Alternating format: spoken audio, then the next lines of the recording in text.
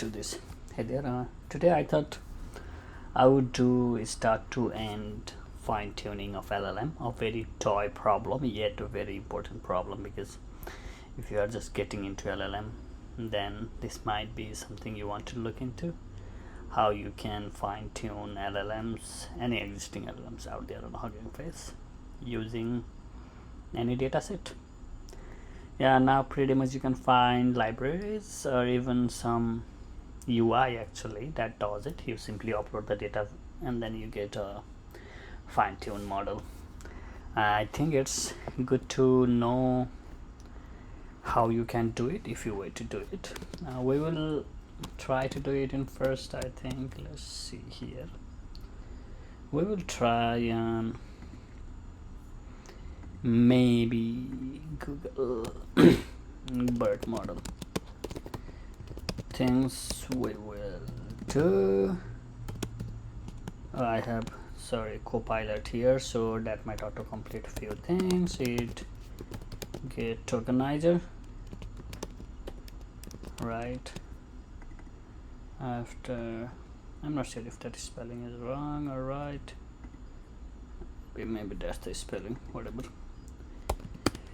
And then get the data, of course, tokenize the data, that's right. Create that, rather than create, I would say load the model. And then 5 will define training args, 6 define evaluation, just evaluation, so do it. 7 train the model, 8 evaluate the model. So that's pretty much our pipeline, should not take more than a few minutes. So let's get directly into it. First, from transformers, import auto tokenizer and auto model for sequence classification. That should do it. From transformer, import, maybe we'll need training arguments, training arguments. Maybe we'll read and numpy as np as well. I think we will also need from datasets import data, and from maybe import evaluation. Yeah, that should do it. Now let's get a tokenizer. Tokenizer should be not BERT based on KIST, but let's take this. Actually, let's have model ID is equals to that, and that maybe, oh come on. So there we have it. We can load the tokenizer maybe, and actually we may actually do one thing is load datasets. Let's load a dataset here. Dataset is equal to load dataset. Let's go with IMDb, no problem. While it run it. Now yeah, one thing all we did is we have a tokenizer and we have a dataset, right? You can of course look into this dataset, what it has. It has a train data, test data, and unsupervised will not touch for it. But yeah, it has text and labels, and it has 25,000, that's 25,000 subsamples. You can look into it how it does, right? And one thing we can do is, yeah, we can do that pretty much. A truncation, we need it. We need to pad it to max length, and because why we are giving it examples here is because if you see these datasets, our target is text, so that's why we have a text, and we are padding it to max length because some of the sentences, all of the sentences are of not of equal number of words.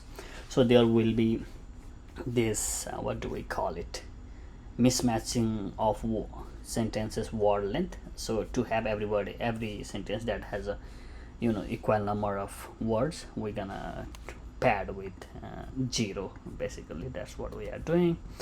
Once we have tokenizer, then we can tokenize data. Actually we're gonna do something exactly that should do it. Maybe we can open norm processor. Let's check. I think my device has 8 processors. We can take that, we can map it.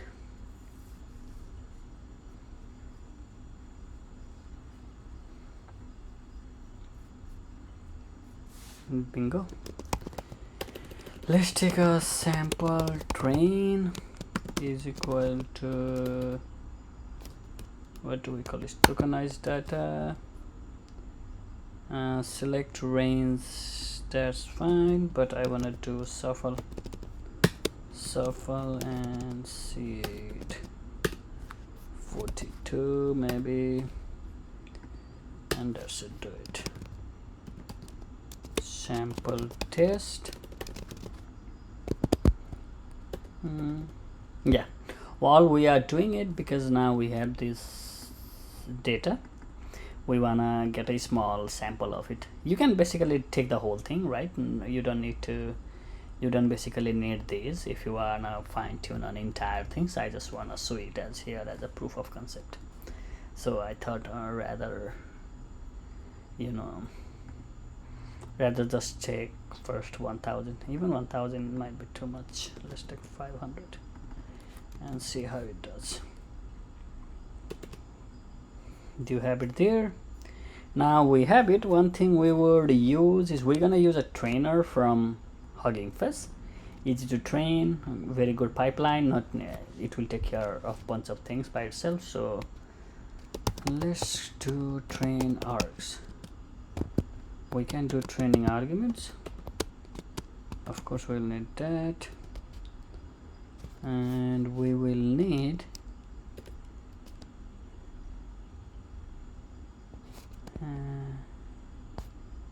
I think we can do output dir is equals to maybe training results. We can do that. Number of epochs, let train is for 3. Another thing we can do is learning rate. We can do that. Per device, let's not do that. Eval strategy, we can eval after each epoch, and that's pretty much should do it. And the one problem is that this training argument doesn't have, what do we call it, evaluation itself. Oh, we forgot to define a model. Let's take the model as well. Yeah, because if you see, we can take model ID is Google Bird, and if you see this data set dot labels,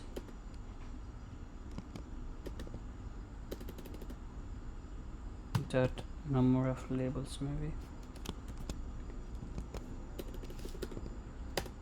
there is something called, oh shoot, so what it is, data set labels, to see how many samples do we have. What we can do, probably we can do this, right? Of course. So yeah, there are only 2 labels, 0 and 1. So you can do n equals to 2. You can load other data sets that has multiple labels pretty much, and then you can train on that data. This is just an example, so this must should do it. Now we have model, we have train arguments. Next thing is, I think we will need matrix, and matric matrix equals to evaluate matrix, right? Compute matrix logits. Yep. So yeah, this should work it. define losses.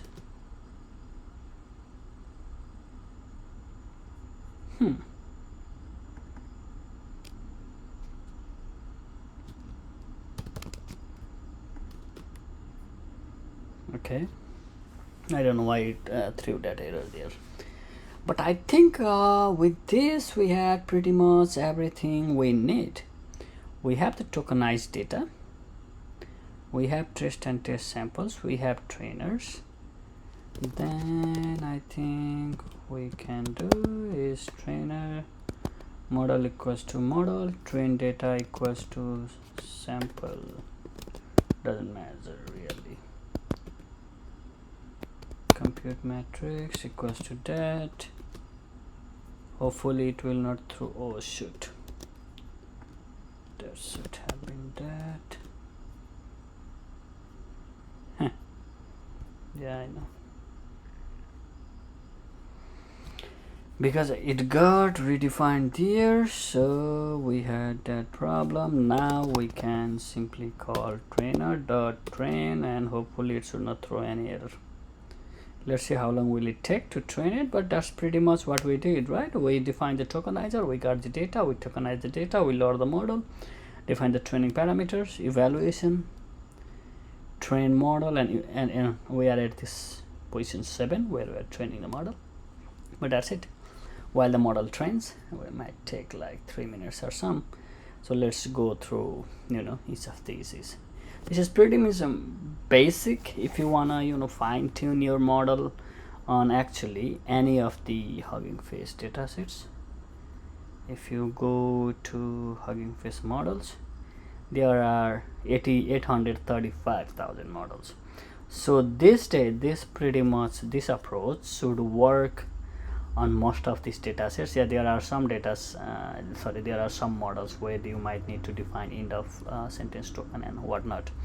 If you go to a decoder based model like GPT-2 or some, then you have to do a little bit of changing there, but other than that, this standard pipeline should work pretty much across all the models here, right? And also it's good to use anything that starts with auto, because then the library knows in itself what is the perfect this pipeline to face the model so that it fits within your coding requirements. Oh yeah, because this is training on GPU. Let's see how GPU is being used, right? If we see GPU history, GPU is not being used. Oh, GPU is being used. You see, it's kicking good. I think when it was not training, it was not using GPU, but even on M1 it does use, so that's good. We are leveraging our computing resources. Pretty much good memory as well, but it is training, as we can see here, and that we can see the changes here on use of GPU as well.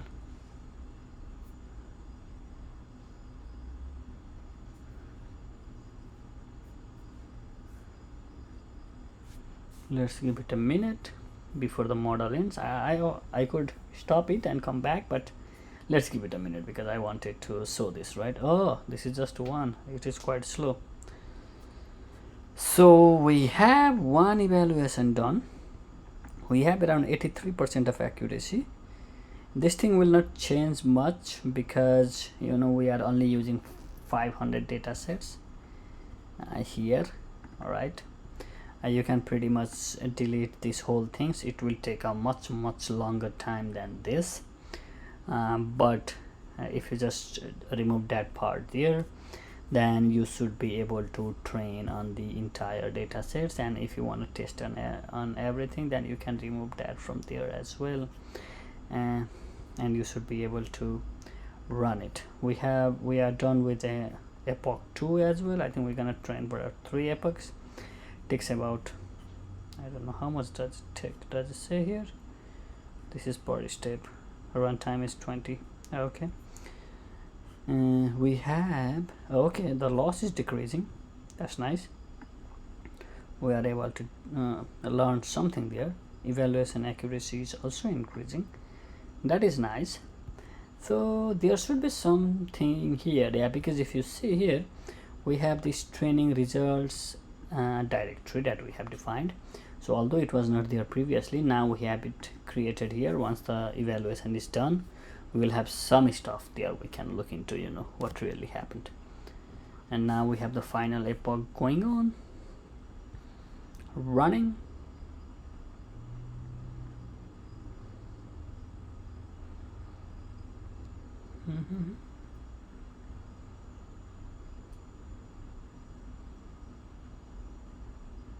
Bingo. So first epoch, second epoch, third epoch. Did accuracy improve anything? About just by a little bit. Yeah, that's fine, because we are our okay, evaluation loss increase actually, but whatever. Of course this will change drastically and you will see a lot of improvements once you take the entire data sets. We are just taking 500 here, and 3 epochs should do it because this is already pre-trained model. Should not take much time, and if you want to see it, you can do trainer.evaluate to see bunch of, you know, evaluation metrics, and that you have it here. You can also define your few additional metrics here and load bunch of, add few more arguments on training arguments to see a few more statistics and whatnot. But the idea of this thing, this, you know, top presentation was to basically have or fine tune a LLM from, you know, starting from zero. If you take it and any open source that does not, and any open source within the Hugging Face model libraries, you should be able to use it. And just to give you final recap, we have here evaluation accuracy 36, 87 actually, pretty much it. And some of these informations are stored here as well, as you can see. And there should be something, a JSON file, trainer state. You can see, you know, all things over your, you have these results here. There should be another JSONs. Is that the only one? Oh, config.json, that's what I was looking for, to see what are the configuration of this model you used. Right, there are max positions, 512, that's fine. Number of hidden layers, attention head, this thing can be tweaked a little bit, change and here and there, whatnot. Vocabulary size is 30,000, quite large. But yeah, these are some other parameters. Even we have the privilege of tweaking those within the training arguments, but we'll leave that for next video. So there you have it. We start from zero on how we can actually load the data set and fine-tune that data sets, right? Of course you can make a prediction there, or probably I'll make another different video on how you can make a prediction and see whatever prediction you made is right or not. We'll see to that later on, but here we have it, how to fine-tune a LLM from scratch. See you next time.